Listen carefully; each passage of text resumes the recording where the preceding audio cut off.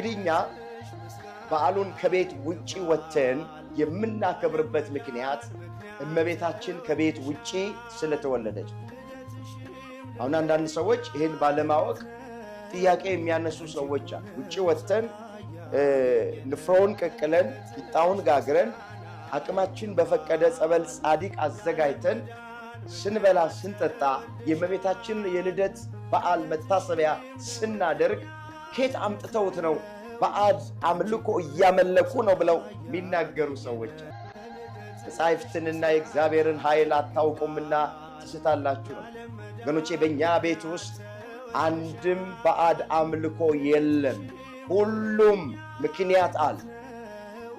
ሁሉም መሰረት አለ። እንደ እንግዳ ደራሽ፣ እንደ ውሃ ፈሳሽ፣ እንደ ወፍ ዘራሽ የሆነ ነገር በቤተ ክርስቲያናችን ውስጥ የለም። ስለዚህ በግንቦት አንድ ቀን የእመቤታችንን የልደት በዓል ከቤታችን ውጪ ወጥተን የምናከብርበት ምክንያቱ እመቤታችን ቅድስት ድንግል ማርያም ከቤት ውጪ ስለተወለደች። አንዳንድ ሰዎች እርግጥ ነው ባለማወቅ ይህንን ደግ በዓል፣ ይህንን መልካም በዓል፣ ይህን መንፈሳዊ በዓል ምክንያት በማድረግ ባዕድ አምልኮ የሚያደርጉ ሰዎች አንዳንዶች ሊኖሩ ይችላል። ለነሱ እግረ መንገዳችንን መልእክት እናስተላልፍ። በዓሉ መንፈሳዊ ነው። በመንፈሳዊ መንገድ ብቻ ልናከብረው ይገባል። መብላቱ ችግር የለው፣ መጠጣቱ ችግር የለው። እንደየአቅማችን ተሰብስበን አቅማችን የፈቀደውን ነገር የእመቤታችንን ልደት እያሰብን ማድረጉ በራሱ ኃጢአት አይደለም፣ በራሱ ስህተት አይደለም። ስህተት የሚሆነው አንዳንድ ሰዎች ቡናውን እየረጩ ንፍሮውን እየበተኑ ደሙን ግንድ እየለቀለቁ ለአውጋር፣ ለቆሌ፣ ለአድባር የሚሉ ሰዎች አሉ።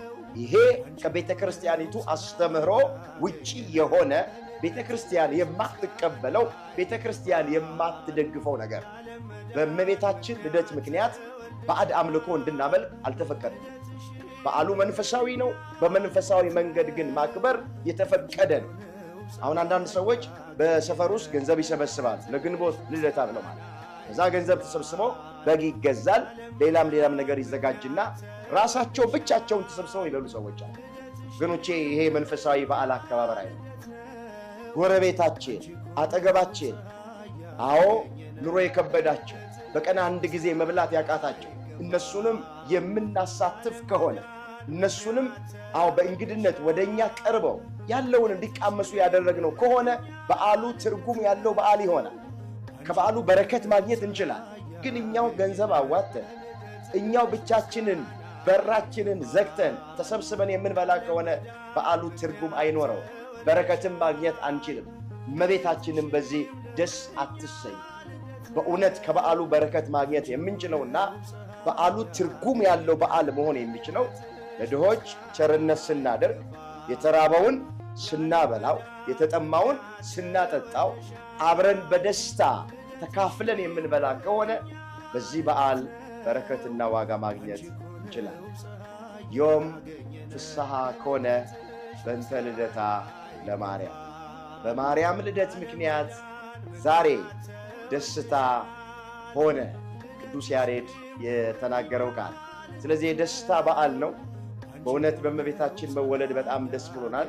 እሷ ተወለደች ማለት ጌታችን ኢየሱስ ክርስቶስ ሊወለድ 15 ዓመት ቀርቶታል ማለት። ስለዚህ እመቤታችን የድህነታችን መሰረቷ እሷ፣ የድህነታችን ምክንያቷ እሷ። ለዚህ በዓል ያደረሰን አምላክ ስሙ የተመሰገነ ይሁን። ድንግል ማርያም ጣዕሟን በአንደበታችን ፍቅሯን በልባችን ትሳልብን። የሁላችንን መጨረሻ እግዚአብሔር ያሳል።